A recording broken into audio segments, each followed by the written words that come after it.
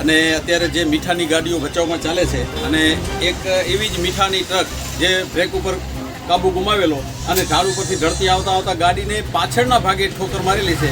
એની અંદર બિચારા નિર્દોષ પ્રવાસીઓ પ્રવાસ કરી રહ્યા હતા, છેક દૂરના પ્રવાસીઓ અત્યારે અહીંયા રખડી પડ્યા છે. મીઠાની ગાડીવાળાઓની ભૂલો કયો કે બેજવાબદારી કયો, ગેરકાયદેસર સંપૂર્ણ ટ્રાન્સપોર્ટેશન ગેરકાયદેસર છે, ઓવરલોડેડ ગાડીઓ છે, કંટ્રોલ કોઈ પણ સંજોગોમાં થાય એમ નથી.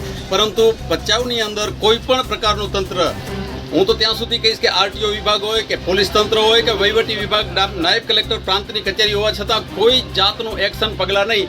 માત્ર માફિયા અને વસૂલીનું રાજ ચાલે છે અને નિર્દોષ પ્રજાને પીડાવવાનું આવે છે. આ ગાડીની અંદર અકસ્માત થયેલો છે. આપણે જે ગાડીમાં ઊભા છીએ માંડવી કવાંટ બસ લાંબા રૂટની બસ છે.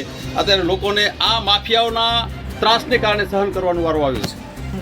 આરટીઓ કચેરી હોય એવું લાગતું જ નથી. બિનજરૂરી છે. પૂર્વ કચ્છ આરટીઓની કચેરીની કોઈ જરૂર જ નથી કચ્છમાં, કારણ કે ટ્રાફિકના નિયમોનું ક્યાંય પણ પાલન થતું નથી. કોઈ જાતના ઓવરલોડેડ રોકવામાં આવતા ટ્રાફિક, નંબર પ્લેટ વગરની આ મીઠાની ગાડીઓ ચાલે છે. ઉપર સુધી સજ્જ કરેલી આ રીતે ઢોળાતી જાય. ઠેક તમે ભચાઉ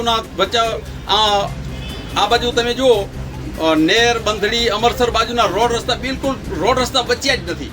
અને ત્યાં નાના વાહનવાળા ચાલતા નથી, બાળકોને શાળાઓમાં મૂકતા નથી, એમણે હોસ્ટેલોમાં મૂકવાનું ચાલુ કરી દીધા. કારણ કે શાળાએ જતા આવતા આ લોકો ગાડીવાળા ઠોકર મારે છે. છકડાઓના વ્યવસાય હતા, ટ્રેક્ટર ખેડૂતો આ રસ્તા ઉપર જતા ડરે છે.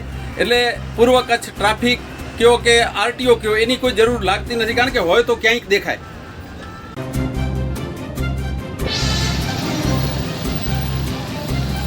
નજીક